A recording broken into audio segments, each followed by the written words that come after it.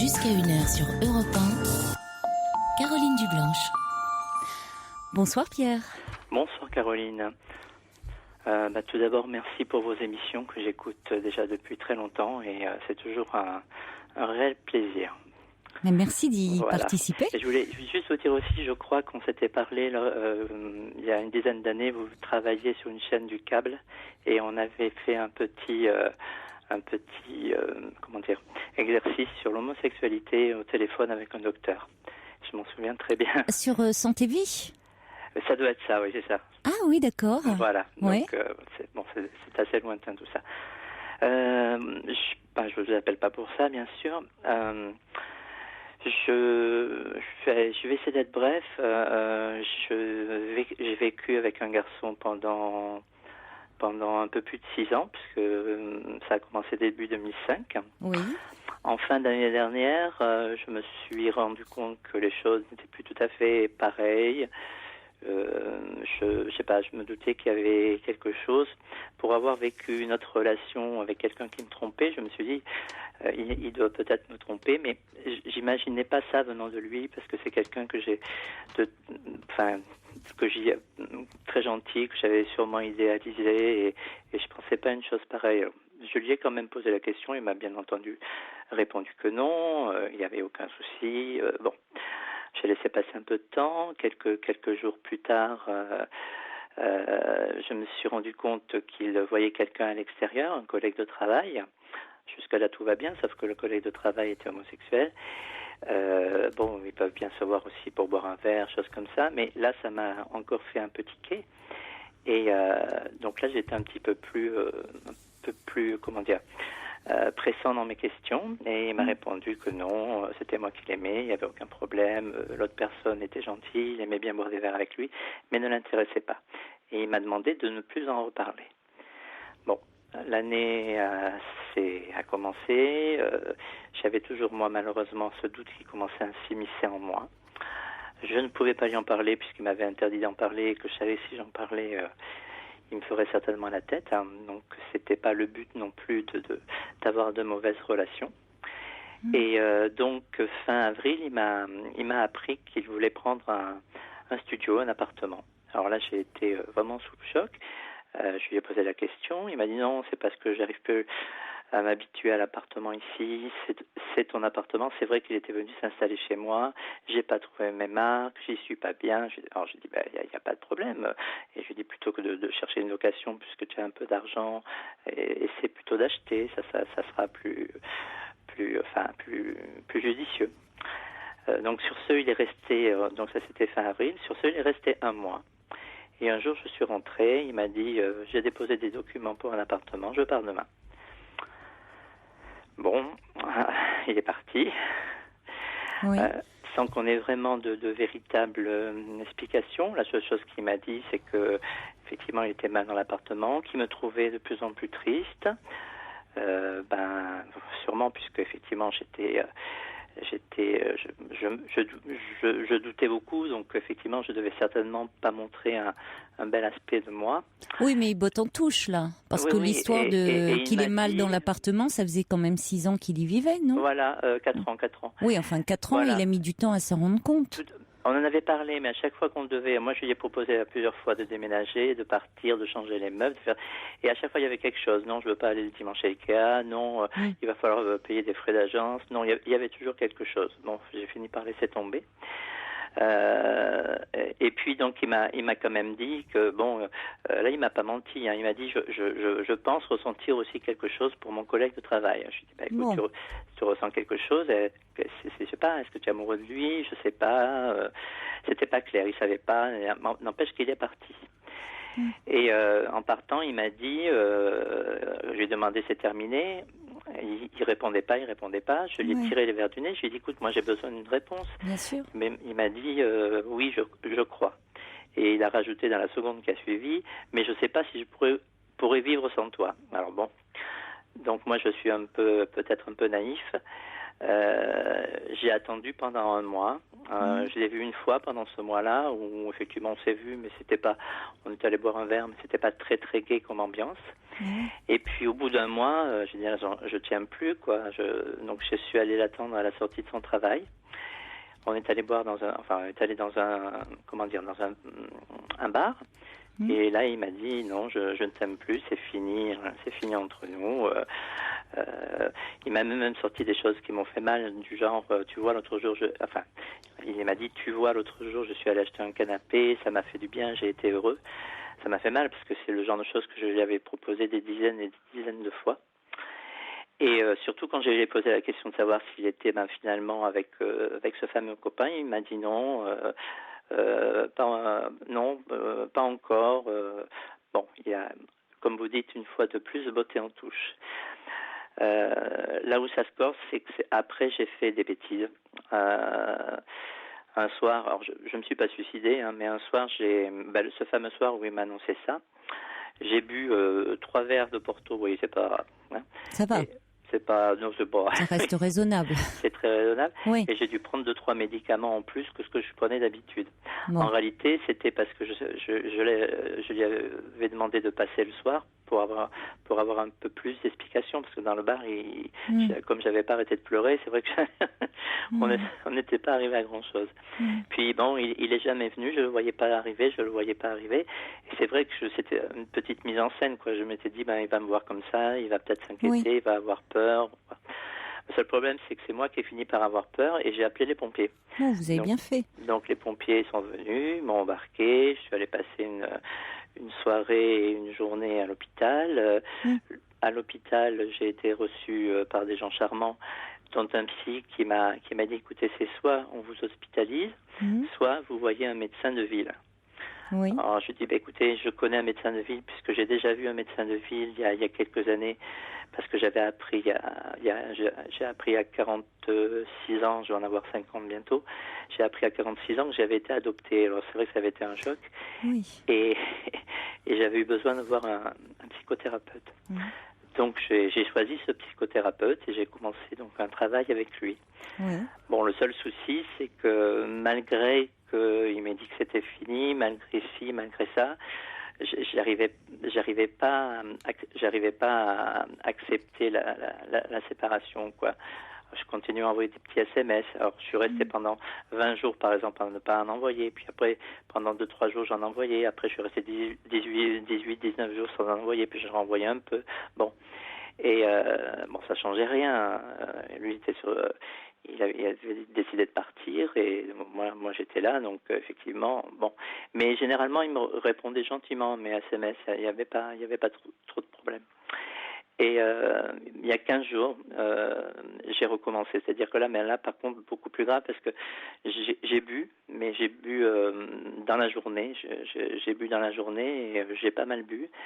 Ça n'avait rien à voir avec la première fois et j'ai pris des médicaments. Alors, j'ai pris des Lexomil, donc je risquais pas grand-chose, mais enfin, je l'ai quand même fait. Et au premier coup de téléphone que j'ai eu, j'étais tellement apeuré, je voulais pas retourner à l'hôpital, je voulais qu'on me laisse tranquille. Je suis parti, je sais pas si c'est pas très amusant, mais je suis allé me réfugier dans ma cave, quoi. Je suis allé m'enfermer dans ma cave et je me suis mis un matelas pneumatique et j'ai dormi là-dessus. Seul problème, c'est qu'avec tous les Lexomil que j'avais pris, j'ai dormi pas mal. Et donc le lundi. Oui, ça fait dormir, oui. Ah oui, ça fait dormir. Le lundi, quand je me suis réveillé, j'ai vu que j'avais plein de textos affolés. Effectivement, il s'était affolé.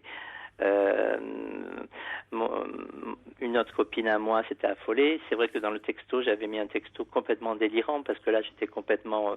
je sais pas un peu shooté. Oui, shooté, sous, comme vous voudrez.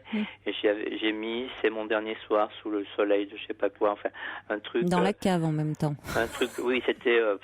oui, vous saviez pas trop où vous étiez. Voilà, vous étiez. J'ai mis... Donc ça leur a fait peur. Oui, ça se comprend. Mais c'était le but en même temps. Hein. Oui, voilà.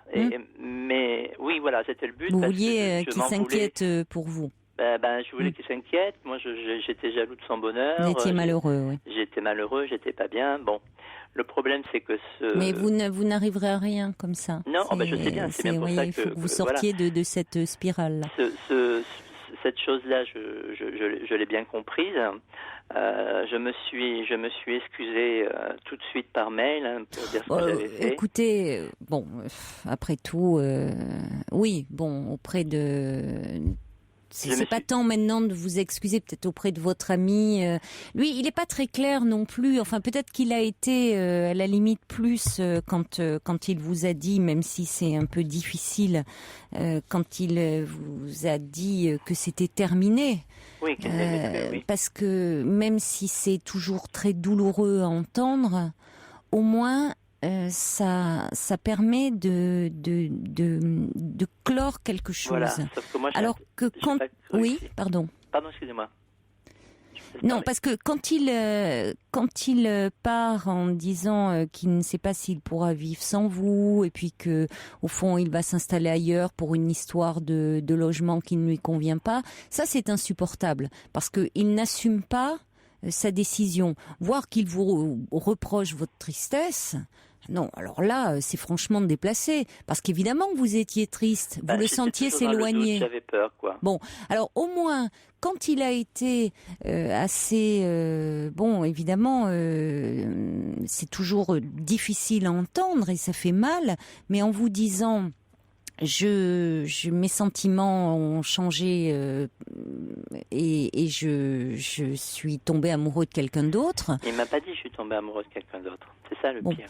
Enfin, je sais pas. Si il a toujours laissé planer ça et c'est assez drôle parce que je vous ai appelé vendredi soir. C'est jamais agréable à entendre non plus, vous savez. Non. Je vous ai appelé vendredi soir et entre vendredi soir et ce soir, il s'est passé quelque chose. Tout simplement, il a décidé d'arrêter son téléphone. Donc effectivement, je peux plus joindre. C'est aussi bien. Oui. Et mon autre copine qui m'aidait beaucoup, elle aussi a décidé d'arrêter, soi-disant parce que je lui ai envoyé des SMS et que je la harcelais.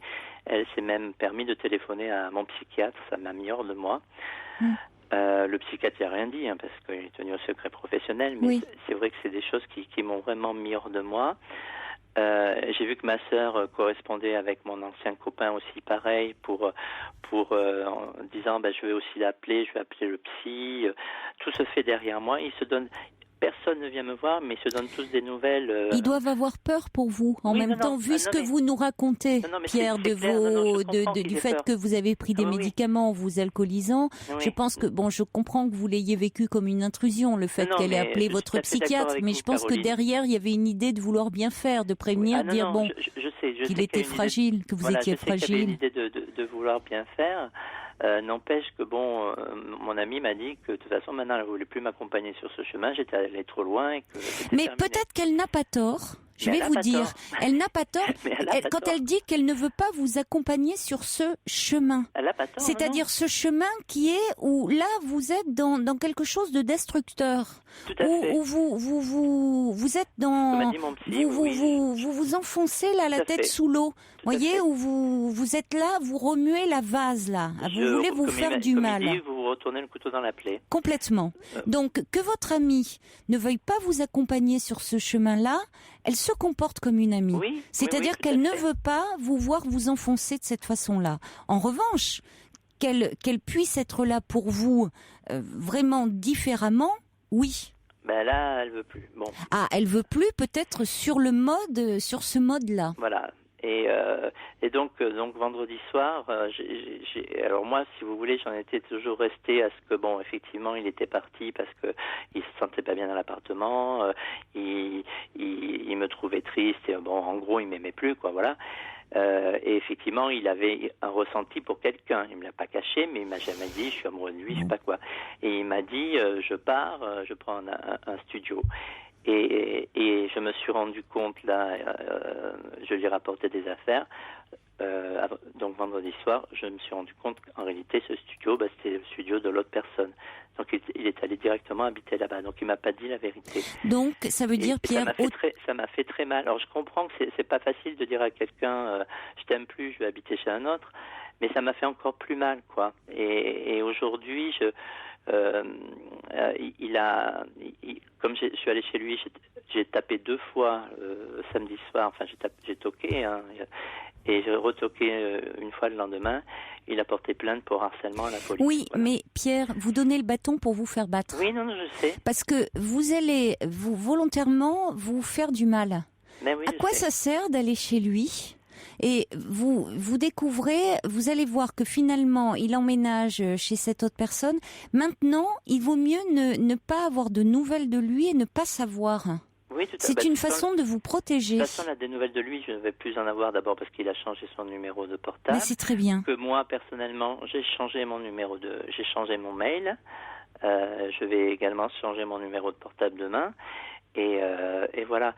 Peut-être que Mais j'ai eu du mal jusqu'à présent à accepter cette séparation. Et bon, je veux dire un truc un peu bateau, mais pendant 46 ans, j'ai eu l'impression qu'on m'a menti puisqu'on ne m'a pas dit qui j'étais. Et c'est vrai que j'ai une horreur viscérale du mensonge. J'allais y venir, oui. Je préfère que quelqu'un... J'ai eu un ancien ami, hein. Quand on s'est séparés, il m'a dit « Écoute, je ne peux plus vivre avec toi, j'ai rencontré quelqu'un, j'ai envie d'être avec lui. » Ça m'a fait mal, mais il me l'a dit. Là, il ne m'a rien dit. Et alors, je sais pas dire s'il m'a menti, mais en tout cas, il m'a dissimulé les choses. Et ça, c'est très dur pour moi. Parce que je pensais que, justement, ayant vécu ça avec moi, la découverte de l'adoption, je me souviens très, très bien des mots qu'il avait dit. Il m'a dit, je te jure, je ne te mentirai jamais. S'il doit se passer quelque chose entre nous, qu'on doit se séparer, je te le dirai, franchement. Et il a fait tout le contraire. Pierre, je comprends que ça soit d'autant plus douloureux pour vous.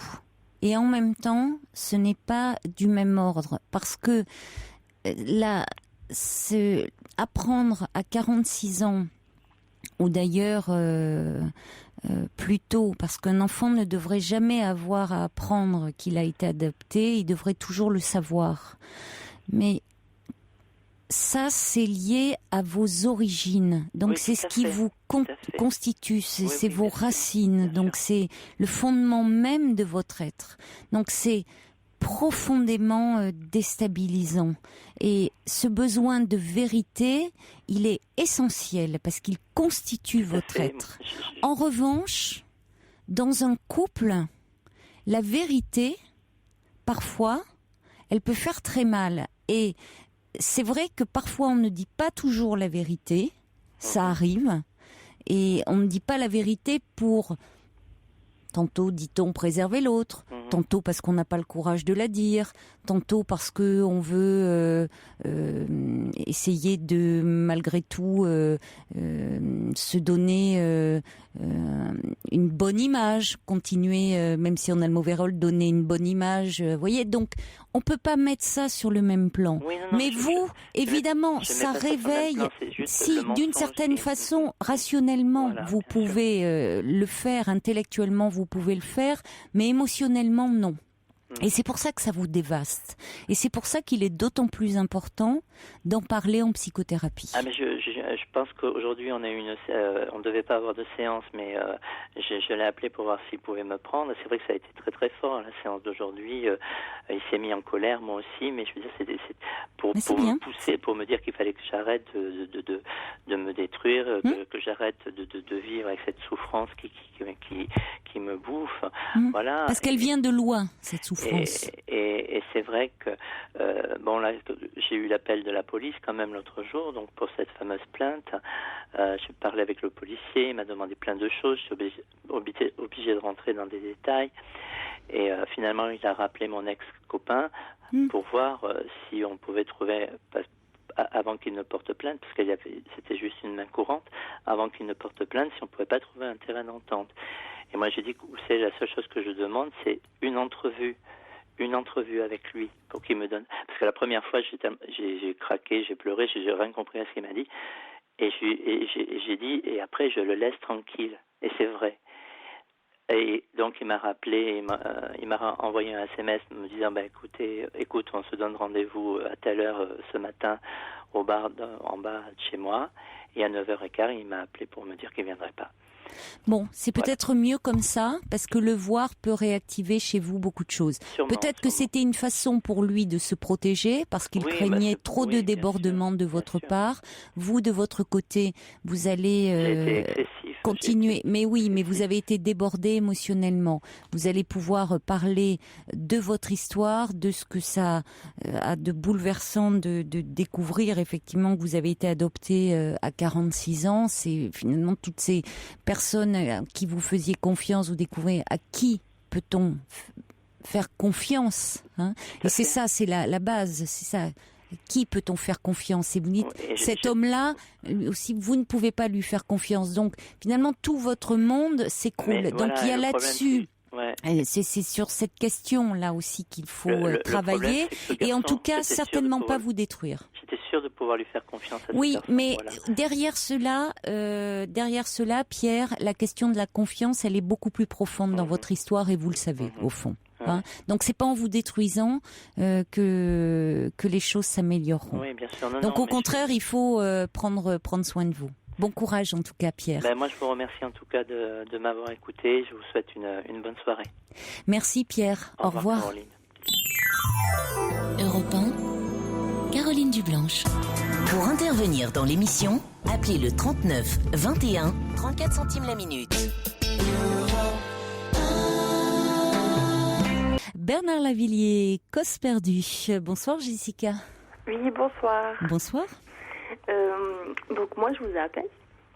Donc j'ai 27 ans et je suis maman de 2 enfants, une fille et un garçon, quoi, hein, de 2 pères différents. Oui.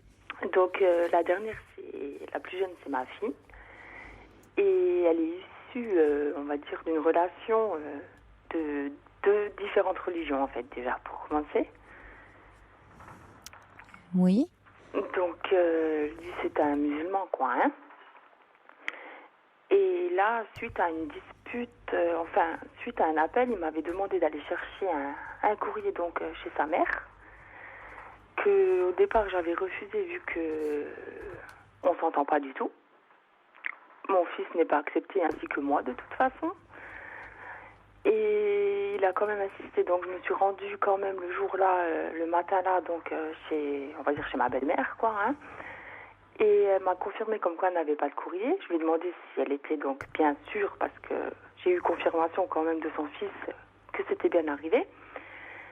Et elle m'a dit non, de toute façon, que ça ne me regardait pas, que c'était pas mes affaires, et en sachant très bien que c'était un chèque, donc je veux dire c'était sa paye, quoi. Donc elle n'a pas voulu me le remettre. Et suite à ça, je suis rentrée chez moi. Et déjà avant elle m'a posé des questions comme quoi il n'était pas venu le week-end dernier et pourquoi et tout. Donc j'ai dit que j'étais pas au courant, qu'il avait un téléphone portable, elle avait qu'à téléphoner dessus, hein, pour savoir. Ça me regarde pas ce qu'il fait non plus de tous les week-ends. Et en rentrant donc à la maison, j'ai sa sœur qui me téléphone en me disant comme quoi j'ai harcelé sa mère, en lui disant comme quoi c'était une menteuse parce que j'ai insisté pour avoir ce courrier, qu'elle ne voulait pas me le remettre et tout. Donc je leur ai demandé déjà pourquoi ils me téléphonaient sur mon fixe alors que ils m'appelaient pas de toute l'année, même pas pour savoir comment qu'elle allait leur petite fille ou quoi que ce soit. Et du coup, à mon avis, ça a dû être un prétexte pour pouvoir aller un peu plus loin, parce qu'après la situation a complètement débordé. Je me suis fait insulter de sale française et j'en passe bien plus. Après, j'ai eu également des menaces comme quoi qu'elle allait me taper et tout. Mais quelle relation avez-vous depuis avec eux auparavant, puisque vous avez donc une petite fille avec leur fils qui a 6 ans, donc vous les fréquentez ou pas du tout? Ma fille, elle a même pas encore 2 ans, hein. Ah, votre fille, parce non, que ça fait 6 ans que vous êtes ensemble, et d'accord, votre petite fille a 2 ans. Elle va avoir seulement 2 ans bientôt. Par contre, j'ai un enfant déjà de 7 ans qui est issu d'une autre relation, en fait. D'accord, oui, j'avais pas compris. Donc, votre petite fille, d'accord. Donc, ça ne fait que 2 ans que vous êtes avec cet homme. On se connaît depuis 6 ans, mais bon, on a attendu, quoi. On n'allait pas faire un enfant tout de suite, quoi, hein. D'accord. Ouais. Bon, mais donc vous ne connaissez pas la famille de cet homme, peu? Oui, je connais la famille. Si, je la connais très bien, quoi. Hein. Je veux dire, bon, je suis invitée là-bas parce que. Alors bon, pourquoi subitement ils ont ce comportement agressif non, avec vous? c'est pas la première fois. Hein. Je C'est suis pas la première bienvenue. fois. Non. D'accord. J'y vais parce que bon, voilà, je suis la copine à leur fils, quoi. Mais je suis pas, on va dire, je suis pas la bienvenue, quoi. Hein. D'accord. Oui, de toute façon, bon, à partir du moment que je suis là, déjà, ils parlent plus français exprès pour pas que je comprenne ce qu'ils peuvent se dire. Donc, voilà, quoi, je veux dire. Ah oui, vous êtes exclu de la conversation. Oui, même, je veux dire, quand ils revenaient de vacances, c'était des cadeaux pour tout le monde, devant moi et mon fils, ou même devant ma fille, alors qu'elle était déjà née. Nous, on n'a jamais rien eu, hein, de leur Et côté. avec leur petite fille? Rien. Ah oui, même pas votre petite fille est mise... Non, parce que la... après cette histoire, ma fille, soi-disant, c'était une bâtarde. Pourquoi? Parce que vous n'êtes pas mariée? Parce que je suis pas de la même religion, en fait. Et que j'ai eu un enfant de... Oui, mais que dit votre compagnon? Rien. Ben oui, mais enfin, c'est quand même lui qui vous a choisi et qui a fait un enfant avec vous. Oui, mais bon, il n'est pas sur ma défensive.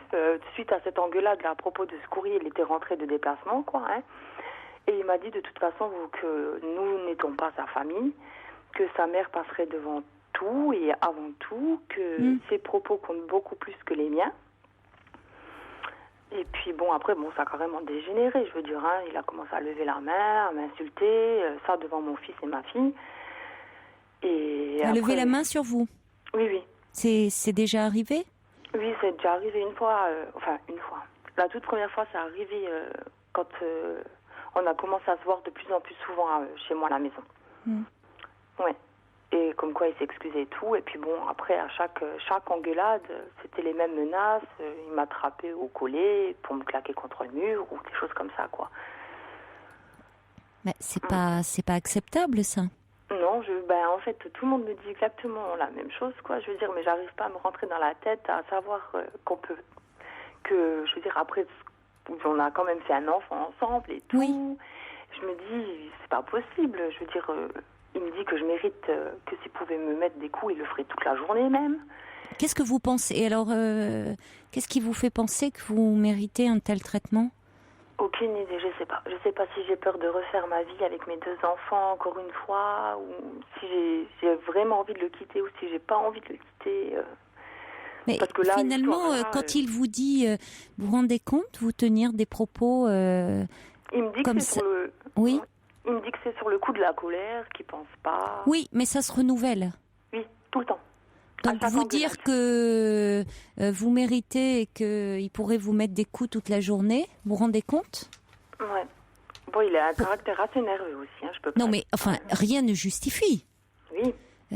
Qu'il soit nerveux, c'est une chose, mais dans ces cas-là, il prend la porte et il va respirer un grand coup dehors. Hein. Il va courir un peu, voilà. Mais il n'a pas à lever la main sur vous et en présence de vos enfants. Alors justement, vous dites oui, vous avez un enfant ensemble, mais vous imaginez en plus déjà vous vous faites frapper et devant vos enfants, vous imaginez la terreur pour vos enfants aussi? Oui. Quelle image vous leur donnez pour l'avenir d'un couple? C'est ça, un papa et une maman, c'est un papa et une maman, c'est ça se tape comme ça crie, ça hurle. Les petits enfants, c'est effrayant pour des enfants. Oui, bon, vous les faites grandir dans une ambiance de violence. Vous hypothéquez leur avenir. Ouais. Vous avez déjà connu, vous, la violence, Jessica, dans votre histoire?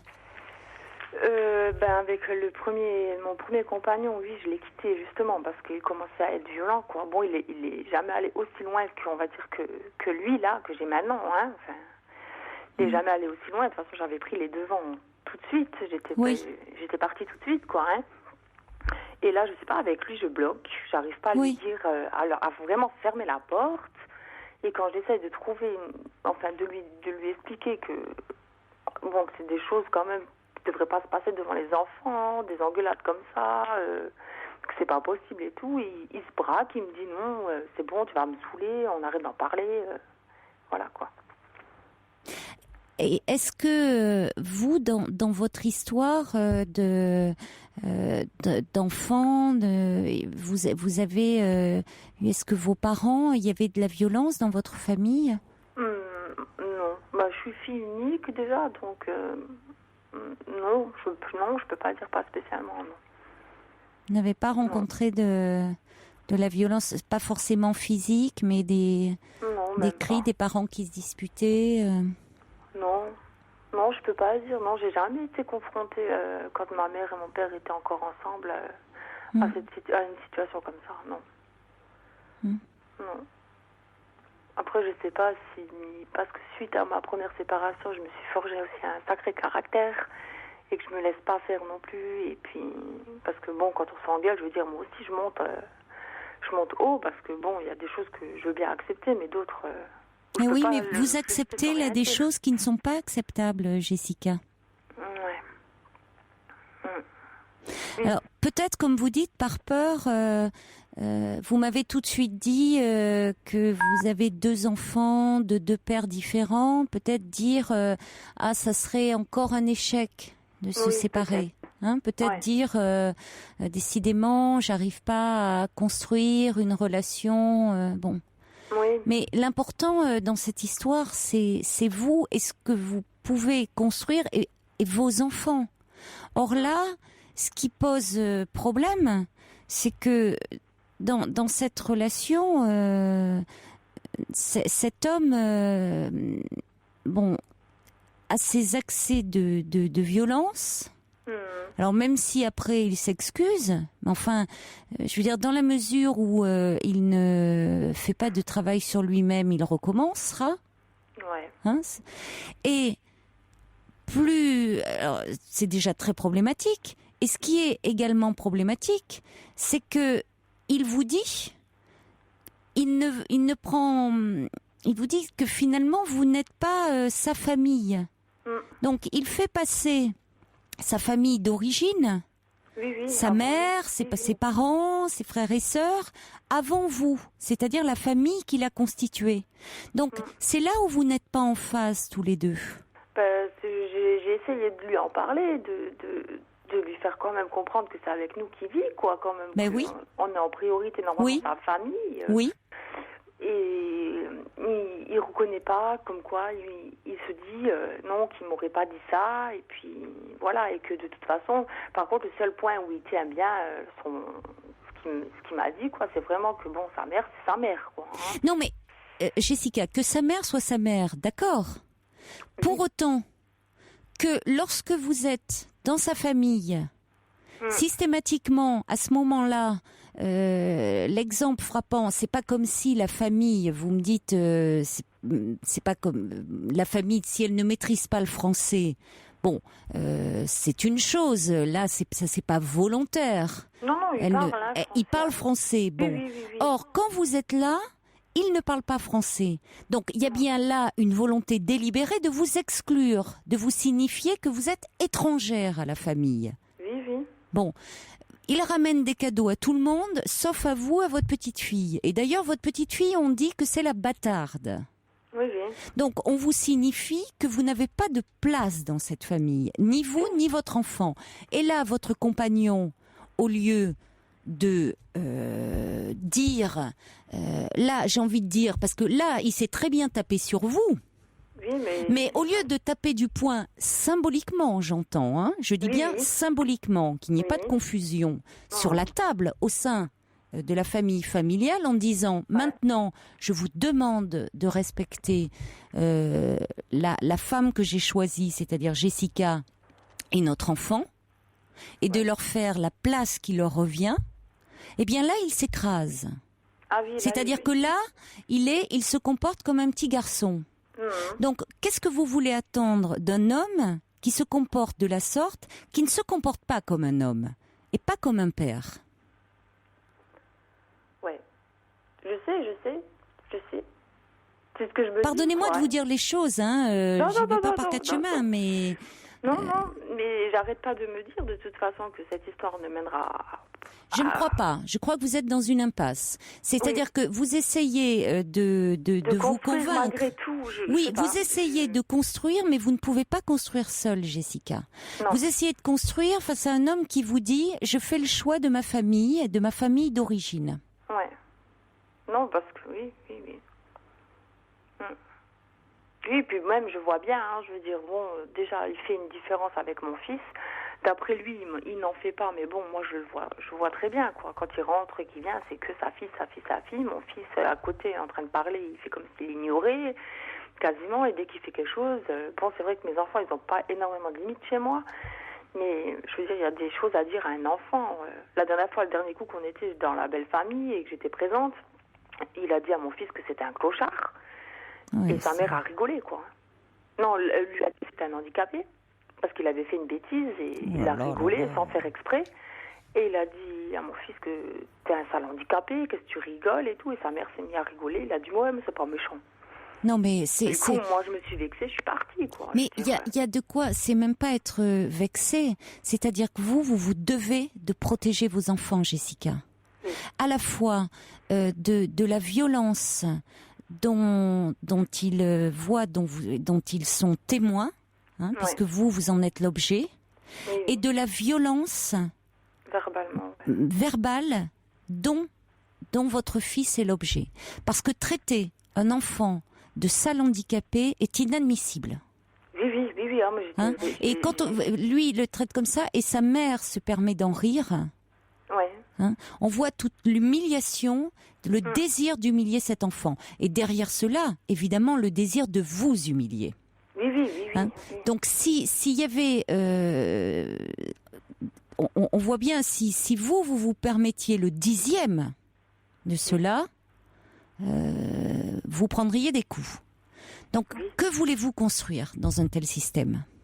Oui. Ma mère aussi, c'est ce qu'elle me dit. Elle me dit que je ne peux pas rester dans une situation... Non, parce que vous... je vais ramener au mois de septembre mon fils voir un pédopsychiatre parce qu'il devient violent envers moi. Mais oui, mais le problème, Jessica, c'est-à-dire que la violence de cet enfant, la violence de votre fils, comment voulez-vous que votre fils ne soit pas violent ? Il ne fait qu'exprimer ce qu'il vit chez vous. Ouais. Donc, vous pouvez lui faire toutes les séances chez le pédopsychiatre. Tant que vous continuerez à le faire vivre dans de la violence, votre fils continuera à être violent. Ouais. Si vous ne réglez pas le problème de fond, votre fils va aller mal. Ouais. Cela dit, évidemment, ça n'empêche pas que vous alliez voir le pédopsychiatre. Mais vous, ça serait important aussi que vous ayez, je pense, que vous voyez quelqu'un pour vous. Parce que vous êtes en train de me dire que quand même, dans votre entourage, tout le monde vous dit qu'il est important de sortir de cette situation, de réagir, votre mère et autres, et vous n'y arrivez pas. Non. Je sais pas si j'ai de l'attachement encore pour lui, je sais pas, j'ai essayé de régler le problème de mettre les cartes sur table, quoi, pour arrêter cette violence physique et verbalement, je veux dire, et verbale. Mais quand je veux en parler, il me dit oui, c'est la dernière fois, ça suffit, il y en a aussi marre. Mais bon, c'est sans plus, quoi, je veux dire. J'ai l'impression que ça lui passe par-dessus, quoi, quand je lui en parle. Oui, cet homme n'entend pas. Non, pour moi, pourtant il est quand même beaucoup plus âgé que moi, je veux dire. C'est pas une question d'âge, hein. Et puis il prévoit des projets avec moi et plein de choses, mais je peux pas rester dans cette situation. Non, vous ne pouvez pas. Non. Il faut fuir, il y a déjà trop de mal-être, hein. Entre la souffrance de votre fils, je vous dis, vous hypothéquez gravement leur avenir, là. Vous ne pouvez pas les laisser vivre une telle situation. Et vous continuez à subir cela. Oui, puis bon, je me dis, de toute façon... Ils vivent dans un environnement terrorisant, là, vos enfants. Oui, c'est... Oui, Ou encore, comme vous dites, vous pouvez réagir, vous pouvez crier. Pour des enfants, c'est tétanisant, hein. Oui, bon, j'ai bien vu la dernière engueulade qu'on a eue le week-end, de ce week-end-là. Quand il a commencé à hausser la voix, j'ai vu aussi, ma petite, elle a même pas 2 ans, mais bon, elle s'est mise à hurler. J'ai mis du temps, presque vous rendez compte une heure, pour la calmer quand même. Oui, hein. oui. Mais après, c'est des cauchemars, ça va aller crescendo. Hein. Donc, il est grand temps de réagir, Jessica. Vraiment. Ouais. Donc, allez en parler. Prenez rendez-vous avec quelqu'un. Parlez-en à votre médecin traitant, demandez les coordonnées d'un psychothérapeute, rapprochez-vous d'associations de femmes victimes de violences, demandez les coordonnées à la mairie. Ne restez pas dans cette situation. Je vais vous lire des messages qui arrivent. Il y a Nadette qui dit « Fuyez, sauvez-vous, vous ne changerez pas cet homme, ne croyez pas ses excuses et ses promesses. Vous devez penser à vous et à vos enfants. Ce n'est pas normal de frapper sa femme, énervée ou non. Cet homme a besoin de soins, mais ce n'est pas vous qui pourrez l'aider. Sachez que souvent l'idée qu'on se fait de partir est plus difficile que de passer aux actes. Votre plus belle réussite sera de rester saine et sauve avec vos enfants. Jessica, ce n'est pas un échec. Vous vous sentirez grandi d'avoir eu la force de le quitter. » Lilia dit « Pour avoir assisté étant enfant à des scènes très violentes entre mes parents, je témoigne que c'est très traumatisant et terrorisant à long terme. » Prune qui dit « Réveillez-vous et partez et surtout révoltez-vous. » Cyril qui dit « Mieux vaut une autre séparation et rester entière. » Oui.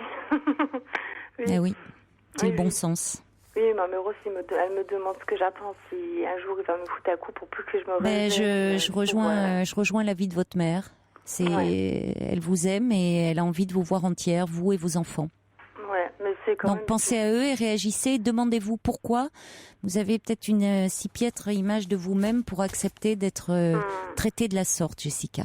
Ouais. Faut réagir là, vraiment. Quand il part d'ici et qu'il va chez sa mère, je suis pas bien. Laissez-le chez sa mère. Laissez-le chez sa mère. Et c'est moi qui qu'il y reste. Bien parce qu'il est pas près de moi. Oui, vous serez pas bien quelque temps. Vous serez pas bien quelque temps et puis vous verrez qu'après vous serez mieux sans lui. Lui il sera certainement moins bien. Qu'il reste chez sa mère, hein. Ouais. Voilà, puisqu'il y est si bien. Je crois que c'est une meilleure des solutions de toute façon. Je pense que. Pensez à vous et à vos enfants. Il changera quand même plus, à mon avis. Donc, écoutez, l'important, c'est vous. Oui. Peu importe lui. D'accord ? Oui, j'arrive pas à me le mettre dans la tête. Non, vous pensez pas assez à vous et à vos enfants. D'accord. Mes enfants aussi. Oui, mais pas assez. Pas assez parce que vous leur faites vivre des choses terribles. Hein. Oui.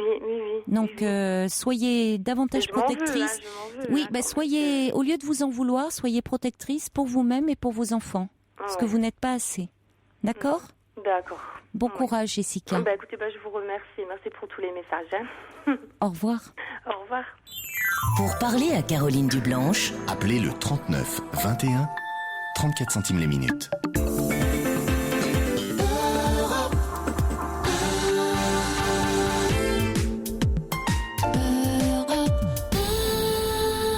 Un petit message d'Isaac pour Pierre qui avait du mal à se remettre de sa rupture avec son ami.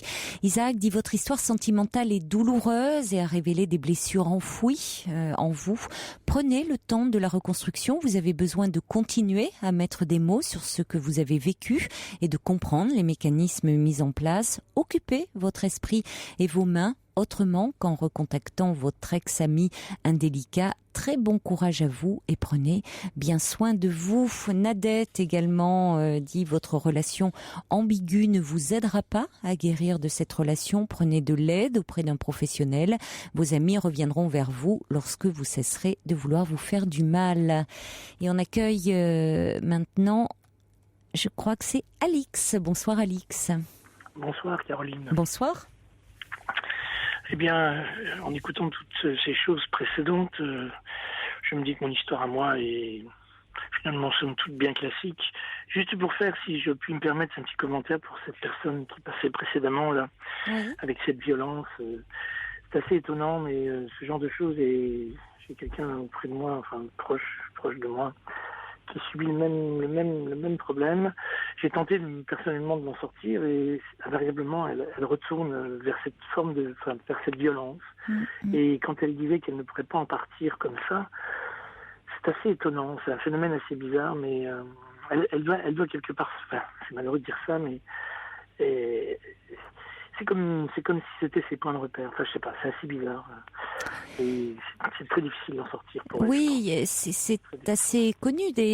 Enfin, il y a souvent les services de police voient des femmes arriver qui déposent plainte et puis qui reviennent et qui quelques temps après, quelques jours après ou quelques semaines après, qui retirent leur plainte et qui reviennent avec leur conjoint violent. Alors certains, malheureusement, dire mais de façon complètement déplacée, vont dire c'est à croire qu'elles aiment les coups. Évidemment, ça n'a rien à voir avec ça. Mais souvent, il y a quelque chose quand on regarde dans l'histoire de ces femmes qui a à voir avec soit de la violence. Jessica nous disait non. Alors c'est pas forcément c'est parfois plus subtil que cela parce que vous savez le psychisme est très complexe. Il faut pas forcément avoir été maltraité dans son enfance, dans son histoire, avoir subi de la violence au sens propre, au sens physique du terme, pour être d'abord malheureux d'une part, ou pour avoir une très faible estime de soi-même d'autre part. Donc, quand on a une très faible estime de soi-même, on peut accepter l'inacceptable. Et sachant que quelqu'un qui vous dit dans un quotidien que vous êtes nul, que au fond, ce que nous disait Jessica, de son compagnon, qu'elle méritait ce qui lui arrivait, petit à petit, il appuie là où ça peut faire mal et où la personne finit par se convaincre qu'elle ne vaut rien. Ouais. Et c'est un travail de sable vraiment en profondeur. C'est très difficile en tous les cas, mais bon, c'est vrai que c'est un sujet. Je l'écoutais, ça va être très difficile pour elle, et se sauver, joindre quand elle dit qu'elle est complètement emprisonnée dans cette situation. Elle en est à la fois consciente. Elle en est même très temps, consciente, oui. Absolument aucune possibilité pour elle de sortir de là-dedans. Si, heureusement qu'il y en a, mais ça serait important qu'elle rejoigne peut-être c'est pour ça des associations de femmes victimes de violences, des groupes de parole. Peut-être qu'elle se confronte à d'autres. Mais il y a beaucoup de gens comme ça existe aussi chez les hommes, des hommes malmenés aussi chez eux. Enfin bon, il y a des rapports de force comme ça particuliers. En tous les cas, ce qui m'a amené ce soir, c'était un sujet beaucoup plus classique d'un homme amoureux et perdu, et qui a perdu sans rien comprendre une personne qu'il avait rencontrée, alors que j'avais déjà un petit peu parlé avec la personne au standard. C'est une histoire toute bête. J'ai rencontré quelqu'un, que j'ai connu parce que c'est la maman de la fille de mon garçon, de la petite amie de mon garçon. Et les enfants servent parfois, servent entre guillemets, permettent plus exactement de faire des rencontres. Oui, mais c'était assez étonnant parce qu'en plus on avait des rapports essentiellement liés à nos deux enfants, et on se rencontrait assez fréquemment par rapport à nos deux enfants qui sont plutôt jeunes. Et puis de fil en aiguille, les mois ont passé, et puis petit à petit, je le dis quand même, elle est mariée, et elle vit depuis maintenant 30 ans avec cet homme-là. Ah oui. Et puis un beau jour, elle m'a dit, écoute, il faut que je te dise, mais je suis un peu troublée, etc.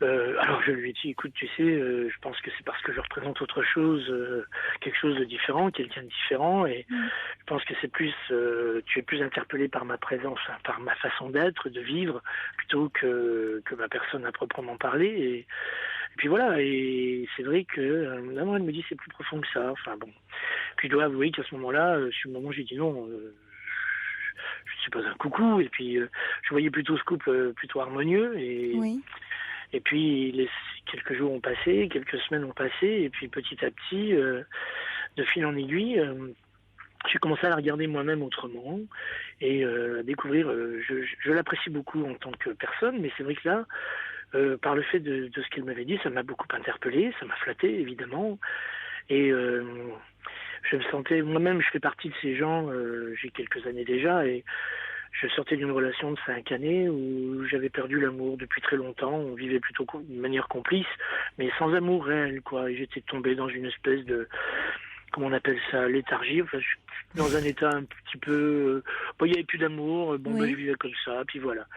Et puis avec elle, le regard qu'il a commencé à me porter, c'est vrai que ça m'a interpellé, ça m'a permis, moi, je me suis surpris à me regarder, à prendre un peu plus soin de moi.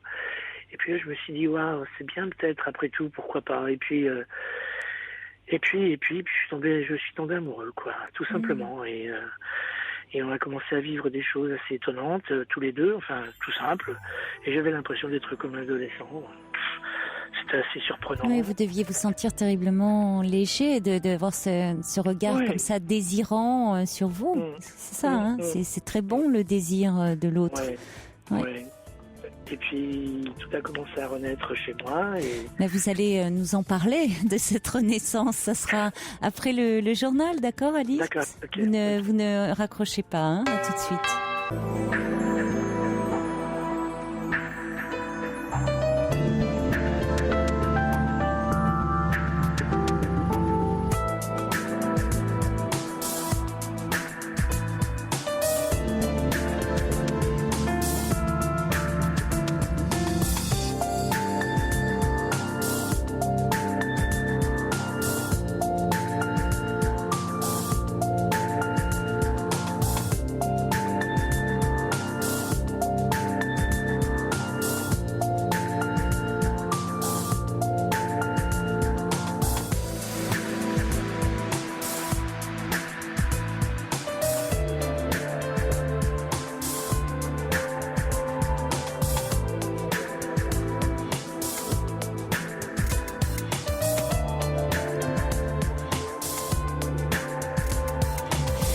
La nuit continue sur Europe 1 avec tous vos témoignages au 39 21 et bien sûr vos commentaires par courriel sur le site europe1.fr ou vos SMS au 7 39 21 en commençant vos messages par le mot nuit. Alors tout de suite nous allons retrouver Alix. Alix, juste avant le journal de minuit, vous nous racontiez que la maman de la petite amie de votre fils vous a déclaré qu'elle était très troublée en votre présence et au départ vous avez d'abord été surpris et puis finalement son désir a également suscité le trouble chez vous et comme le dit Cathy, on tombe parfois amoureux du désir de l'autre et puis ça suscite un peu la jalousie de Georges qui dit moi Caroline je ne trouble personne, pourquoi ça m'énerve. Bon, alors on va poursuivre parce que vous dites pour vous ça a été vous étiez dans un état de léthargie un peu au sein de votre couple. Précisons que cette femme est également en couple, mais que vous vous êtes senti revivre à ce moment-là. Alors oui, c'est comme une forme de renaissance absolument. Et puis c'est vrai comme je me suis senti effectivement renaître d'une espèce de vide qui était figé depuis plusieurs années. Et c'est clair qu'au travers d'elle, au travers du regard qu'elle portait sur moi, évidemment, ça m'a sans doute flatté. Et au départ, je pense que je suis allé vers elle par toute cette attention qu'elle me portait. Je me suis senti flatté. Mais il est vrai aussi qu'à un moment donné, j'ai pris, on va dire, possession de sentiments, de choses. Et puis voilà, et ça a été, ce fut de grands moments. Alors au départ, notre relation était plus ou moins cachée parce que je connaissais tout le monde. Évidemment, on m'a parlé d'amitié pour tous nos proches, y compris pour ses filles qui sont plus grandes. Elle a 2 filles plus grandes. Et puis, on a parlé que nous étions des amis et que nous partagions des moments. Ce qui était fondamentalement le cas, parce qu'on était quand même proches, on va dire, amicalement. Et au fond, même si ça étonnait beaucoup de monde, on était surtout des amis, quoi. Et c'est vrai que petit à petit, on a découvert entre nous quelque chose d'assez passionnel, enfin, un mélange de tout. Bref, on était comme deux adolescents. Et puis, c'est vrai que les semaines ont passé et elle m'a exprimé à un moment donné le désir de rencontrer son homme, son mari, et de lui expliquer de manière très claire les événements. Et puis, sans être trop difficile, enfin, c'est un petit peu délicat, mais il semblerait que dans notre relation intime, elle ait découvert quelque chose qu'elle ne connaissait pas auparavant, qui s'appelait le désir, qui s'appelait des choses comme ça. Bon, je rentrerai pas trop dans les détails par respect pour elle, mais c'est vrai que j'étais un petit peu surpris, mais c'était pour elle, semblerait-il, une découverte étonnante. Mais moi, je lui ai dit, tu sais, je pense que... je savais pas, enfin, voilà, quoi. Et donc, elle est partie un beau jour, un beau dimanche, et puis elle m'a dit, pour lui exprimer, lui expliquer cette situation, parce que lui, il était en attente quand même d'un éclaircissement de la situation, quoi. Et ses filles étaient très opposées aussi à tout ça, mais bon, tant pis, elle a décidé de faire front. Et donc, elle est rentrée, et elle a exprimé les choses à l'un et à l'autre. Et elle est venue me rejoindre après, semblant être très libérée de cette situation vis-à-vis des siens. Et puis, un beau matin, elle s'est réveillée, puis elle m'a dit, écoute, je me sens pas bien, il faut que je rentre. Elle est rentrée, et elle a disparu, tout simplement disparu. C'est-à-dire qu'elle est partie en vacances avec eux, avec son mari et ses filles, ainsi que mon fils d'ailleurs. Et puis, elle est partie quelques jours, et puis pas de nouvelles. Et là, j'ai commencé à... Je ne peux pas rester dans cette situation, je comprenais rien, évidemment. Donc, je l'ai appelée, je lui ai envoyé une multitude de messages. Alors, vous savez, tout un tas de messages, à la fois de désespoir, mais aussi d'incompréhension, de colère aussi, d'amour aussi. Enfin, vous savez bien, tout ce mélange d'émotions qui vous submergent dans ces moments-là. Et puis, à un moment donné, j'ai pu la voir au téléphone. Et puis, on a parlé longuement une première fois, et après une seconde fois. Elle me dit, je sais plus où j'en suis, etc. Alors, je lui dis, écoute, prends tout ton temps. En même temps, elle me dit, oui, mais je sais pas. Enfin, bref. Et moi, comme j'étais pas très bien, j'ai décidé tout simplement de lui dire, écoute, on en arrête là, parce que je pense que si tu n'es pas capable de prendre une décision, à la limite, je peux le comprendre, mais en même temps, cette situation où tu sais pas où tu t'en vas, peut-être pour t'aider à mieux réfléchir, il serait préférable que l'un de nous prenne une vraie décision, et au moins, peut-être, cela te permettra-t-il de te consacrer à ce que tu penses ne pas pouvoir quitter, ce que je peux comprendre. Parce qu'après 30 ans d'existence commune, il y a énormément de choses qui sont installées, ton rythme de vie, ton environnement, etc. Donc je pense que d'une manière ou d'une autre, même si aujourd'hui tu réfutes à cet environnement-là et ce mode de vie, je pense que fondamentalement, tu ne peux pas t'en séparer comme ça. Parce qu'au départ, si vous voulez, quand on s'est rencontrés, elle était prête à tout lâcher, à partir, à tout quitter. Et moi, je lui avais dit non, il faut pas faire ça parce que tes racines, tu peux pas couper tout, c'est impossible. Et je l'ai largement retenu, mais enfin bon. Et après 2 heures de conversation, en raccrochant, dès le lendemain, elle était à nouveau là. En me disant, écoute, j'ai réfléchi, je veux rester. J'ai senti que je pouvais pas me passer de toi. Enfin bref, tout un tas de choses. Et puis, mais je la regardais avec beaucoup de méfiance et beaucoup d'appréhension, évidemment. Et je savais très bien que elle était toujours dans l'incertitude. Alors, on a eu cette deuxième période, on va dire, de rencontre, de vie. On a partagé ensemble. J'aime beaucoup la voile et on est parti avec mon bateau, sur lequel je suis d'ailleurs, dans lequel je vis, parce que on en parlera juste après, mais bon. Et donc, on a passé des grands moments ensemble. Nos 2 enfants sont venus nous rejoindre. Et puis on a vécu ça vraiment très très chouette. Et la semaine dernière, elle est rentrée pour des raisons très pratiques, on va dire, avec sa fille. On devait se revoir le mercredi, mais entre-temps, là, j'ai eu 2 messages. Un premier, un SMS qui disait, voilà, j'ai décidé de rentrer là où elle habite, pour me restabiliser. Bon, puis deuxième message, pour l'appartement c'est inutile, on ne prendra pas d'appartement ensemble, voilà, bref, puis excuse-moi. Et puis, silence.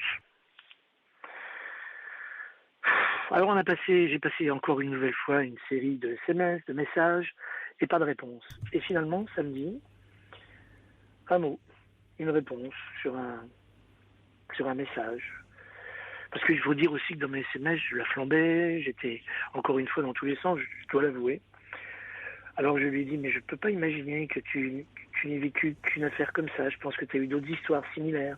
Je ne peux pas croire que tu puisses être aussi légère par moments. Moi, ce que je te demande, c'est d'être simplement et de t'expliquer. Alors elle me dit, je suis là, je ne vais pas m'être expliqué clairement, mais je ne peux pas vivre avec toi. J'ai passé du bon temps, mais aujourd'hui, très fatiguée de cette vie qui n'est pas faite pour moi. Elle m'a dit, j'ai senti que tu avais une forme de possessivité. Et puis, il y a tes colères dans mes moments de déception, enfin, dans mes départs, m'ont effrayé. Je ne peux pas supporter cette présence qui me fait du mal. j'avais bien pris un logement, enfin, elle voulait qu'on prenne un logement ensemble. J'ai décidé de retourner chez moi, mais ce n'est pas si simple. Mon mariage est brisé. Ce sera sans doute impossible de recoller les morceaux. Et je devrais peut-être, d'ici quelques semaines, m'en aller. Je m'excuse de m'être leurré sur toi. Je t'ai aimé, j'étais heureuse, et c'est fini. Point, terminé. Et depuis, plus de nouvelles. Je lui ai juste envoyé un message, je lui ai envoyé plusieurs messages. Mais le dernier était, de toute façon, ma porte reste ouverte. Quoi qu'il en soit, sache que je serai toujours là. Puis c'est tout. Et là, je suis dans ma période de... On ne peut pas parler de convalescence. Mais c'est déjà bien si vous êtes dans une période de convalescence. Non, c'est un grand mot, convalescence. Je réaffrontais notre petit habitacle de bateau. Et puis... qui a été dans la tourmente pendant quelque temps. Là, c'est difficile de se retrouver en eau plus calme après l'agitation.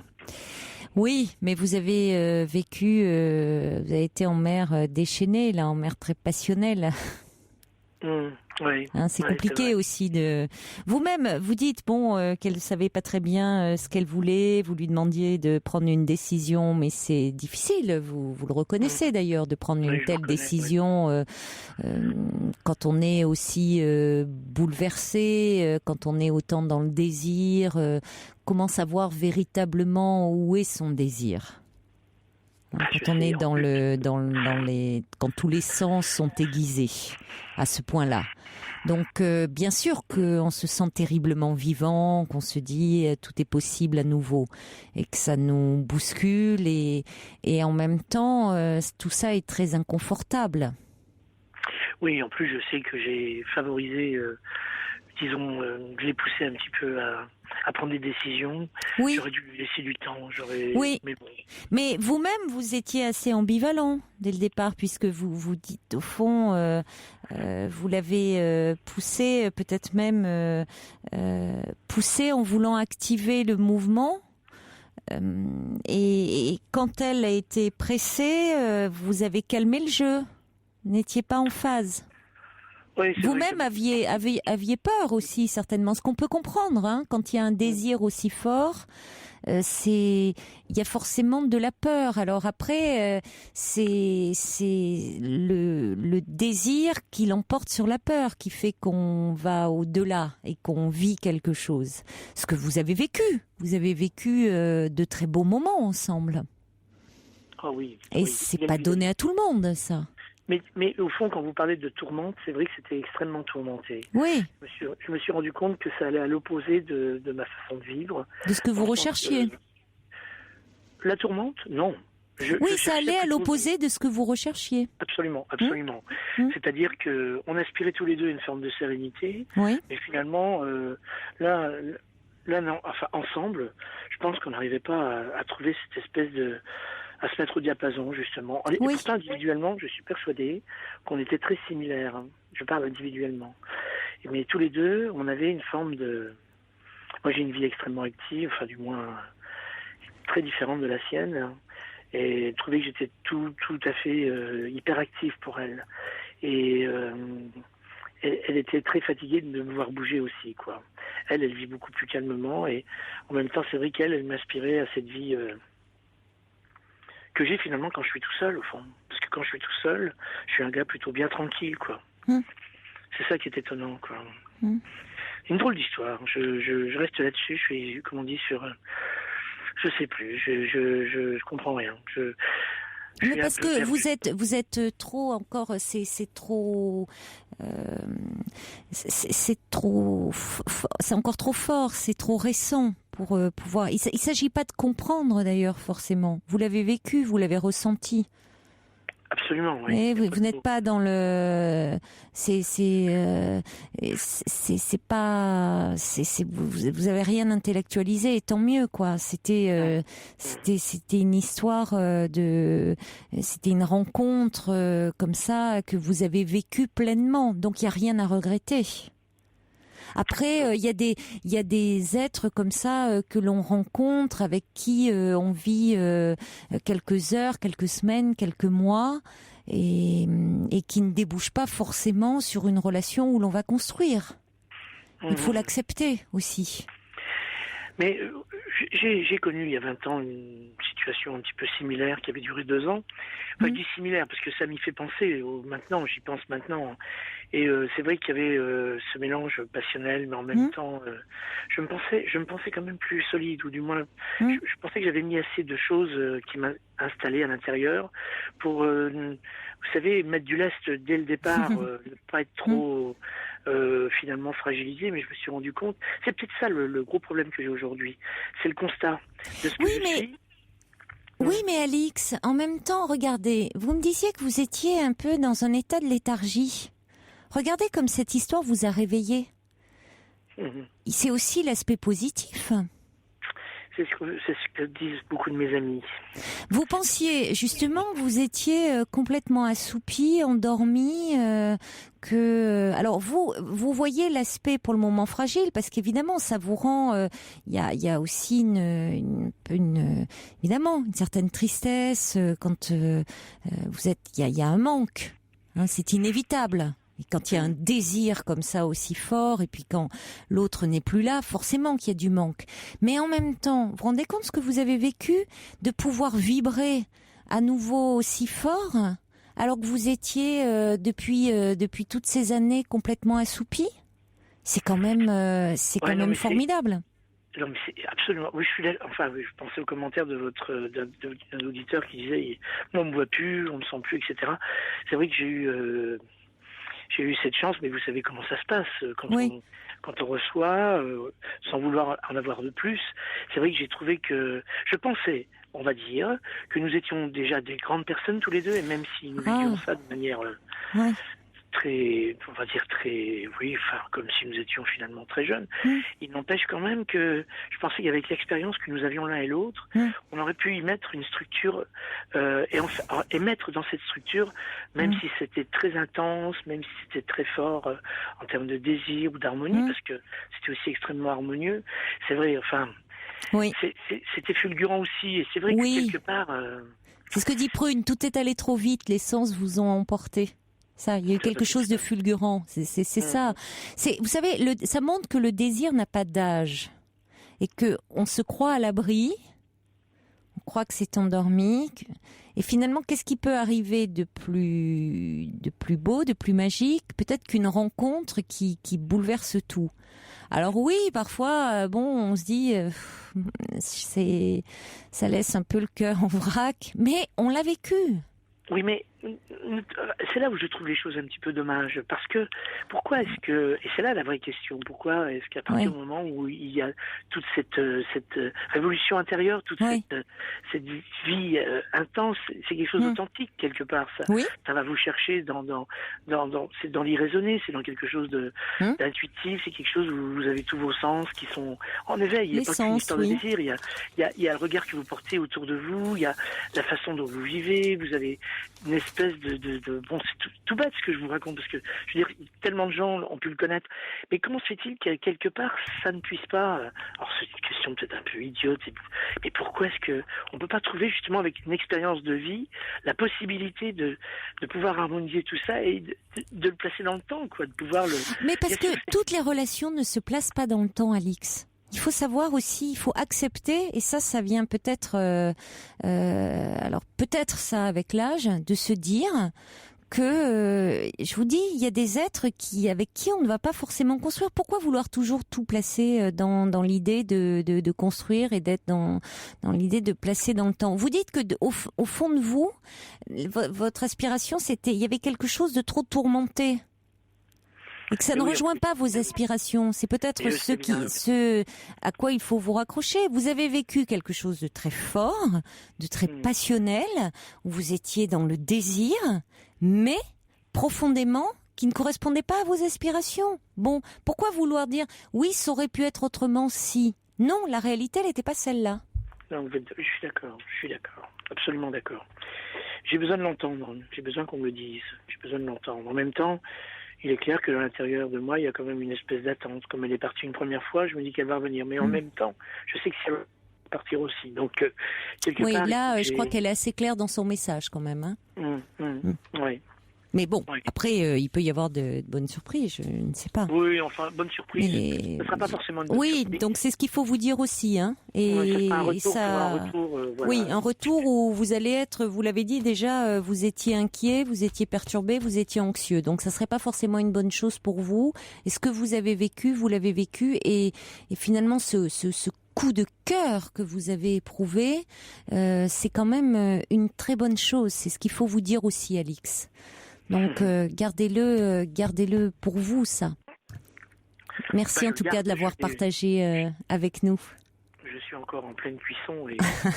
non, mais c'est vrai que c'est chouette. Ouais. Et puis je souhaite aussi pour tout le monde. Évidemment, c'est superbe. En même temps, c'est vrai que ça m'a redonné quelque chose que j'avais un peu perdu. J'ai Mais repris. vous vous sentez vivant, c'est ça, Oui, et c'est absolument, important. oui. Voilà, vous êtes un peu complètement Oui. sorti de la léthargie, donc ça c'est important. Merci en tout cas, Alix, de votre appel. Au Merci revoir. de votre écoute et de vos conseils. Au revoir. Au revoir. Jusqu'à 1h sur Europe 1, Caroline Dublanche. Pour intervenir dans l'émission, appelez le 39 21 34 centimes la minute. The Right House Brother Unchained Melody. Ah, j'ai répété pendant le disque. Sergio, je vous accorderai volontiers cette danse si vous étiez là. Oui, c'est la musique de Ghost. Comme dit Coco, Patrick Swayze, qu'il était beau et quelle chanson sublime. Et pour vous, mon cher Georges, qui dit, moi, je ne trouble personne. Bien, Anna dit, votre maman, votre fille, votre petite fille sont touchées par vous, sans parler de Caroline. Peut-être qu'en appelant votre voix sur les ondes, nous rendrez toute désirante.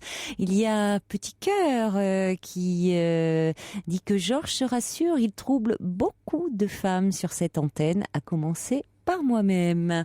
Et puis en réaction au témoignage d'Alix, EBE dit ces histoires fulgurantes sont les plus belles et les plus intenses. Regardez le film Sur la route de Madison. Cathy qui dit il n'y a pas eu d'humiliation, ce n'est pas un échec, c'est une belle histoire. Bonsoir Sophie. Bonsoir Caroline. Bonsoir. Je ne sais pas trop par où commencer. Alors, je vais vous aider. Donc, votre petite amie vous a quitté il y a 2 mois, alors que cela faisait 3 ans que vous étiez ensemble. Et ça compte parce que vous l'avez connue, vous aviez 20 ans. Vous en avez donc 23 aujourd'hui. Oui. Et pour autant, bien que ce soit lui donc qui ait pris cette décision, vous continuez à vous voir et à avoir des relations sexuelles avec lui. Oui. En fait, il est parti vraiment du jour au lendemain. Je m'y attendais pas parce que c'était vraiment très très fusionnel. Et je m'attendais pas du tout à ça. Donc il est arrivé en fait un soir après son travail. Donc moi je travaille dans la restauration et lui en fait il était intérimaire. Oui. Et en fait, donc il n'a pas eu de travail pendant 6 mois. Donc moi, je lui ai trouvé des petits boulots par-ci, par-là. Et en fait, il m'a demandé une fois un soir, parce qu'il avait trouvé un boulot dans une boîte de nuit. Et je lui ai dit, bon, ok pour les week-ends. Donc il a été travailler en boîte de nuit, plus il cumulait en fait un deuxième travail trouvé par un ami en fait dans une usine. Dans cette usine, en fait, il a rencontré une fille qui lui a fait visiter l'usine. Et en fait, il parlait beaucoup avec elle. Apparemment, elle était dans le social avant. Et donc, il a couché avec cette fille. Et donc, il m'a annoncé ça, en fait, un soir en rentrant du boulot. Et donc, il m'a dit, j'ai fait une bêtise, j'ai couché avec quelqu'un. Donc, moi, je lui ai dit, mais bon, qu'est-ce que t'appelles? T'as été jusqu'au bout, t'as vraiment... Donc, il m'a dit, oui. Je lui ai dit, mais qu'est-ce que tu veux faire? Je lui ai dit, est-ce qu'on peut traverser ça? Est-ce qu'on peut surmonter ça? Il m'a dit, je sais pas. Et je lui ai demandé s'il avait des sentiments pour elle. Il m'a dit oui, depuis 2-3 jours, j'ai des sentiments pour elle. Je fais bon, depuis 2-3 jours, ça fait 15 jours que tu as couché avec cette fille apparemment. Je fais, tu me dis que tu as des sentiments, qu'est-ce qu'on fait? Donc il est reparti chez son père. Et en fait, j'ai su que le soir même, il avait été dormir chez cette fille. Donc il m'a rappelé 2-3 jours après parce que moi, j'avais pas de nouvelles, donc j'étais vraiment pas bien. Et donc il m'a dit que c'était terminé, qu'il avait plus de sentiments pour moi. Donc il a essayé de me faire un peu culpabiliser, mais bon, je savais pas trop comment réagir. Donc en fait, après notre séparation, on s'est revus 2 semaines après. J'ai su qu'il sortait dans cette boîte de nuit où il avait travaillé. Donc j'y étais. Et de but en blanc, en fait, j'étais très jalouse parce que j'ai vu pas mal de filles lui tourner autour. Donc, j'ai essayé d'aller lui parler et d'essayer d'un peu le reconquérir, entre guillemets. Donc, je lui ai proposé, en fait, de venir à la maison et qu'on couche ensemble sans qu'il y ait de conséquences, en fait. Donc, mais pour moi, c'était vraiment dans le but de le récupérer. Et donc on a couché 1 fois, 2 fois, 3 fois, enfin plusieurs fois. Donc il dormait à la maison tout le temps. Donc vous l'avez revu, vous le revoyez à plusieurs reprises parce que vous retournez le voir ou c'est lui qui vous rappelle? Comment ça se passe? C'est un peu des deux, en fait. Je veux dire, c'est moi qui lui envoie envoyé des messages parce que maintenant j'ai repris un appartement. En fait, j'ai déménagé parce qu'il était reparti chez son père. Donc j'ai dû me retrouver un appartement, essayer de voir un peu autre chose parce que moi j'étais tout le temps dedans, dans les mêmes murs, ici et là. Donc là, je viens d'emménager.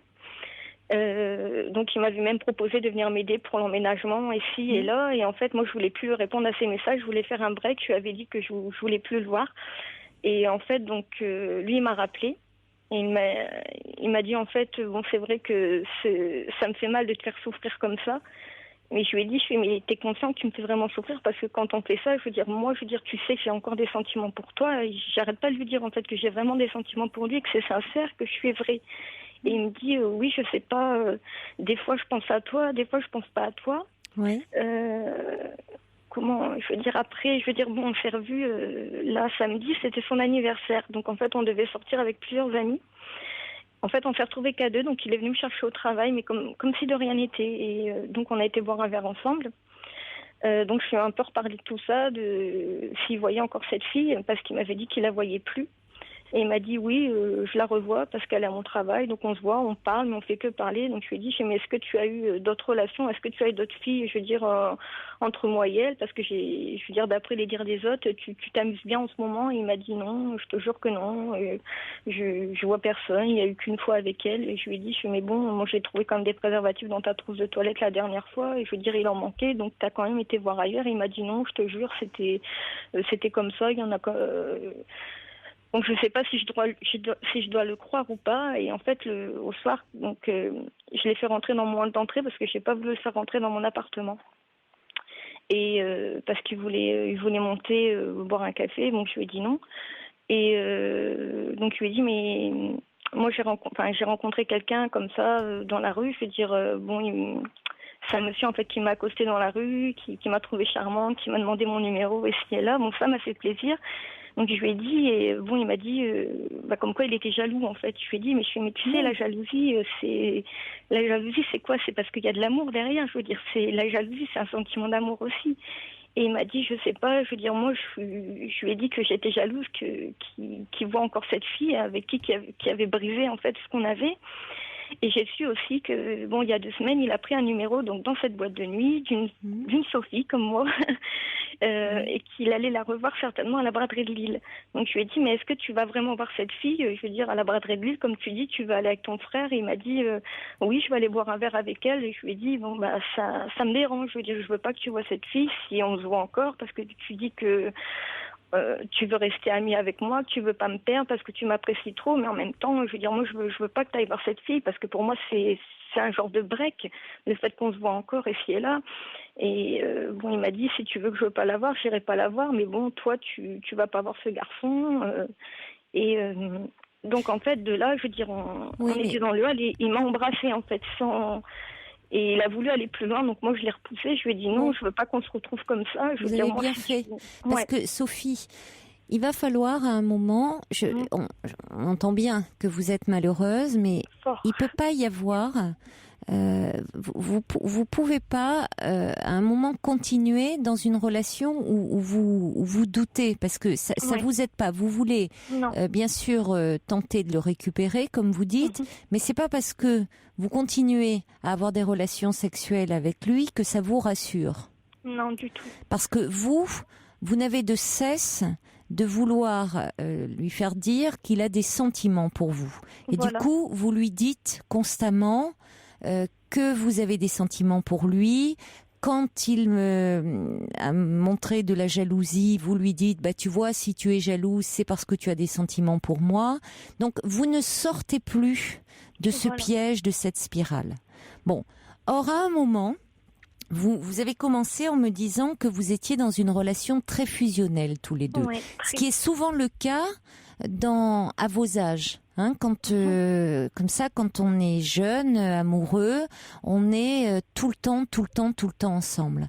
Le risque, c'est que à un moment, c'est que il y en a un des deux, à un moment qui étouffe un petit peu dans cette relation. Alors, il y en a un qui se sent bien, qui a toujours besoin de voir l'autre, de l'appeler, d'envoyer 1 milliard de textos, d'être toujours en sa présence. Et puis, il y en a un qui, à un moment, commence à la faveur, comme ça, d'une rencontre. Et là, il était mal. Il vous dit, voilà, j'ai fait une bêtise. Bon. Et alors, il a pu avoir, un coup de cœur. Pour une fille, ça peut arriver. Et puis, ça a pris une proportion un peu gigantesque. Simplement, vous, à ce moment-là, c'est vrai que le côté le plus raisonnable, c'est de vous tenir à distance. Parce que c'est comme ça que vous vous rendez désirable à ses yeux. D'accord. C'est pas en lui courant après comme vous le faites. Ouais. Parce que là, vous faites du mal. Ouais, fort. Et vous ne pouvez pas... si tenter qu'il soit possible de le faire, moi je ne sais pas, mais le récupérer. Parce que vous voyez bien que il vous dit, il est perdu. Vous n'avez pas passé ces 3 ans sans qu'il en reste des traces. Il faut bien vous dire ça, Sophie. C'est pas tout d'un coup, vous n'existez plus. D'ailleurs, sinon, il ne serait pas... c'est pas anodin quand même qu'il revienne vers vous, qu'il fasse l'amour avec vous.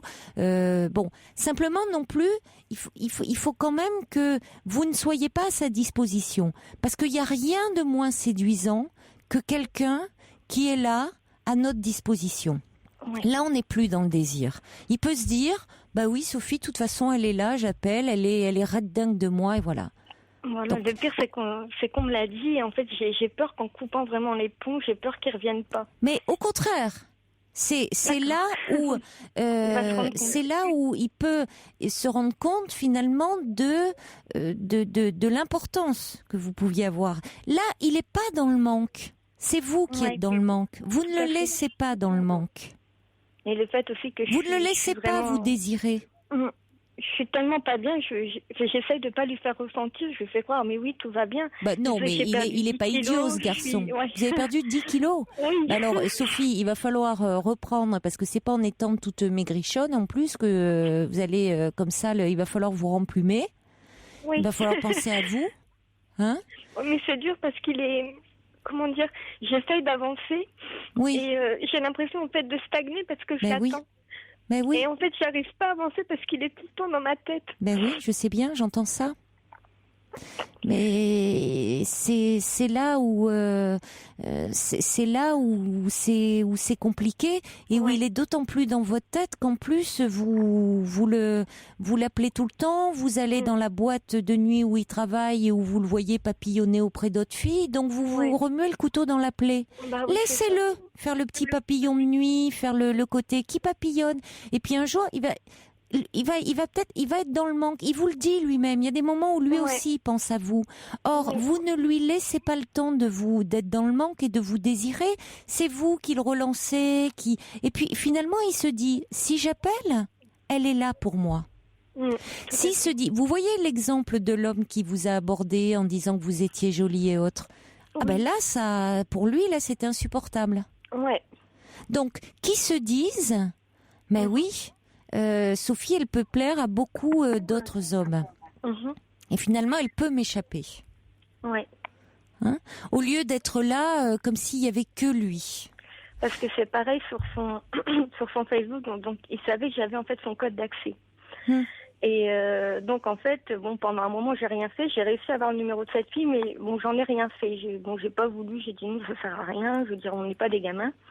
Et donc, en fait, j'ai regardé tous ces messages, tout ça, et en fait, j'ai effacé cette fille qui était dans son Facebook. Et en fait, il l'a vue une semaine après, et il m'a appelé en colère en disant, oui, il m'a dit pourquoi t'as fait ça, je suis déçue, t'avais pas effacé des amis de mon Facebook. Je lui ai dit mais tu savais très bien que j'avais ton code d'accès, que j'allais sur ton Facebook, que je lisais tes messages.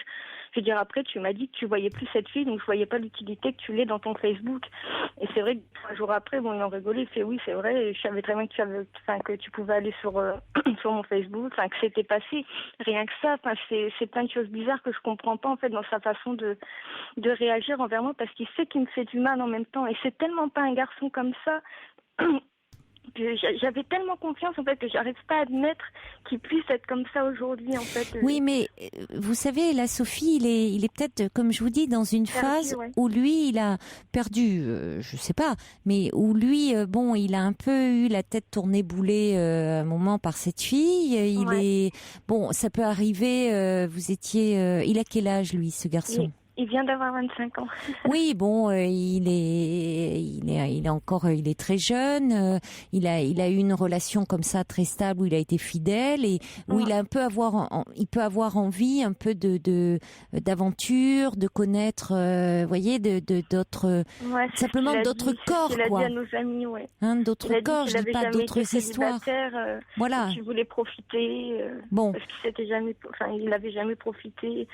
Mais c'est vrai que c'est tellement pas un garçon comme ça que...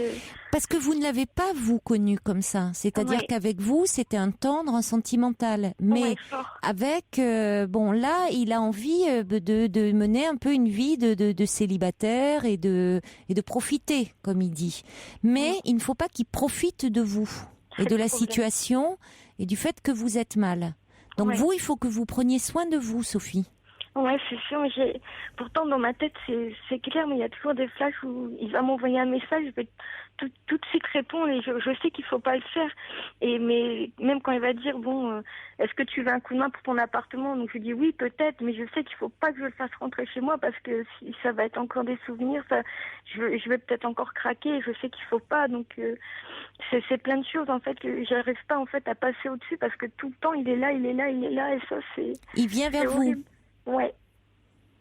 Il vient quand même vers moi, je dirais. Alors, est-ce que vous pourriez, parce que je reçois un message du Subversif qui dit le risque, finalement, ça serait que ce garçon, finalement pris par sa culpabilité, est rompu un peu par inaptitude à assumer ce qu'il vivrait un peu comme une erreur. Est-ce qu'il réussirait à revenir vers vous seul? C'est ça, parce que on le sentait pétri de culpabilité, quand il est, quand il vous a dit j'ai fait une bêtise. Bon, peut-être que pris par sa culpabilité, il s'est enferré. Ouais, parce qu'il m'a dit aussi la dernière fois, est-ce que si on se remet ensemble, tu vas pas me faire payer ce que je t'ai fait? Donc ça, il me l'a dit quand même. Donc alors, est-ce que ça serait le cas? Peut-être.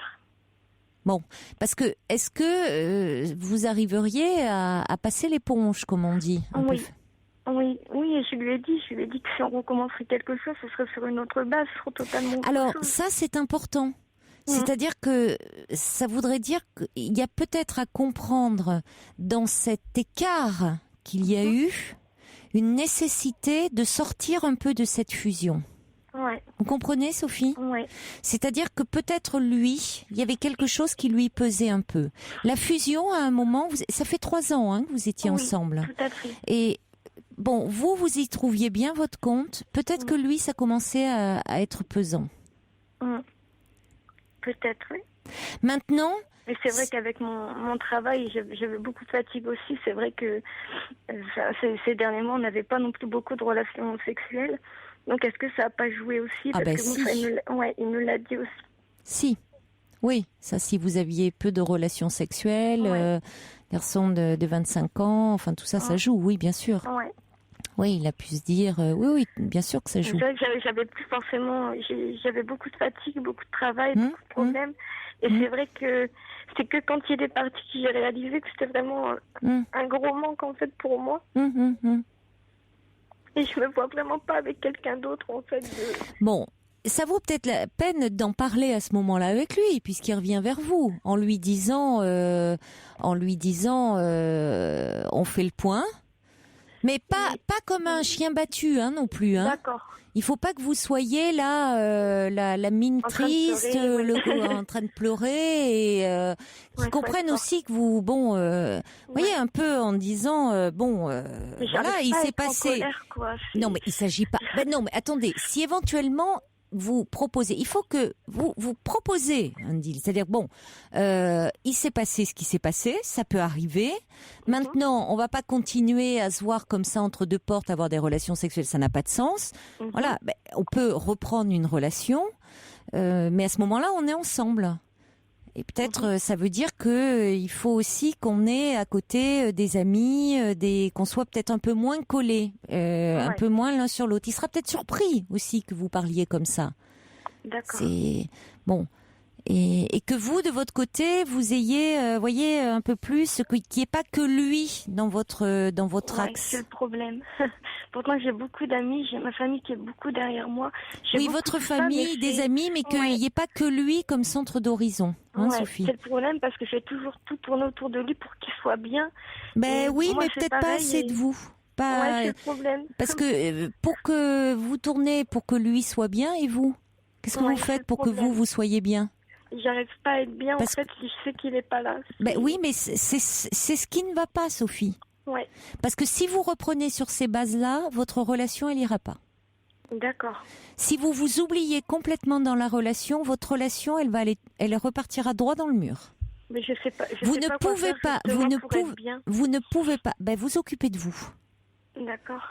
C'est-à-dire ne pas faire en sorte, si vous oubliez vos besoins et vos désirs propres, vous allez faire en sorte que cette relation, elle va aller vraiment droit dans le mur. D'accord.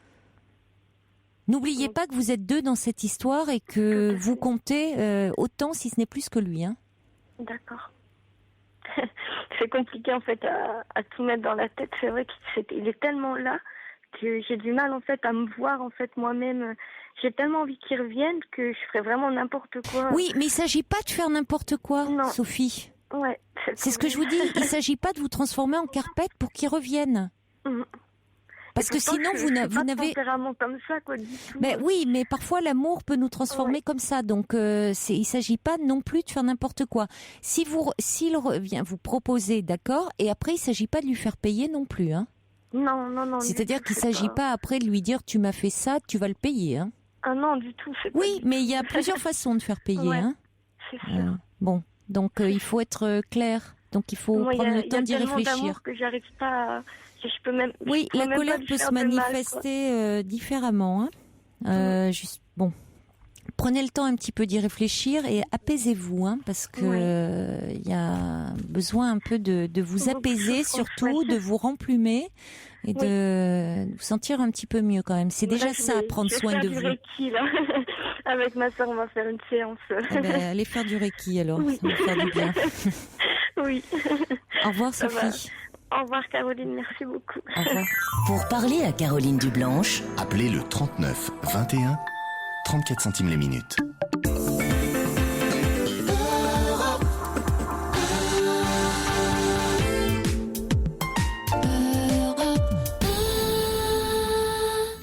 Un petit conseil de Sergio qui dit allez, faites comme au foot, un carton jaune et au deuxième carton rouge, bye bye. Pensez d'abord à vous, petite Sophie. Bonsoir Prune.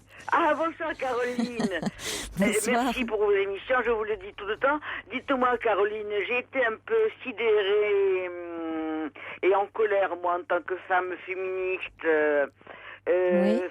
par rapport à l'intervention de Jessica, c'est ça? Oui, Jessica. Et donc, j'étais absolument d'accord avec les propos que vous lui teniez, mais je l'ai trouvée très passive, pas du tout lucide, et surtout n'ayant pas encore verbalisé ni formalisé le désir de quitter cet homme, de pas réaliser qu'elle se mettait en danger, elle et ses enfants, d'accepter de vivre dans une forme de terreur, dans un climat très très très malsain, et vous aviez beau lui dire des choses très justes, lui conseiller de prendre contact avec des associations, elle n'avait pas l'air de vous entendre, et moi en tant que féministe, il y a longtemps, il y a des années, je me suis occupée un temps des femmes battues.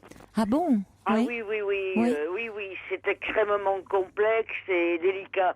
Parce qu'il y a chez ces femmes, je ne sais pas si c'est le syndrome de Stockholm, une forme de résignation et de soumission et d'habitude mortifère, et ça semble absolument insurmontable quand on leur suggère, avec douceur ou parfois avec un peu plus de fermeté, que c'est absolument vital qu'elles quittent cet homme violent pour elles et leurs enfants. Alors, je ne sais pas si Jessica travaille, si ce qui la retient, c'est un problème financier, mais franchement, il y a longtemps qu'elle aurait dû quitter cet homme, et je ne comprends pas pourquoi elle reste encore avec lui. Surtout qu'elle a apparemment des parents, enfin sa mère aimant, bienveillant, qui serait prêt à la soutenir. Dans sa belle famille, où elle est complètement ignorée, ils parlent leur langue. Puis oui, je voulais aussi faire une mise au point. Moi, j'ai été prof 2 ans en Algérie, et j'en ai par-dessus la tête des cultures basées sur la religion, et je veux que vraiment les femmes soient traitées comme les hommes. Hein. C'est Aragon, chanté par Ferrat, qui dit la femme est l'avenir de l'homme. Donc j'étais un peu en colère contre cette femme, et j'étais effarée par sa passivité. Ça peut faire son chemin, hein, je pense. Les choses peuvent bouger. Oui, vous avez raison, mais quand même, dans ses propos, il m'a semblé l'entendre vous dire qu'elle n'arrivait pas à le quitter. Oui, elle le reconnaît en même temps. Déjà l'admettre, c'est déjà voilà, elle admet déjà qu'il y a une difficulté. Elle reconnaît cette fragilité-là. Après, bon, elle peut travailler dessus.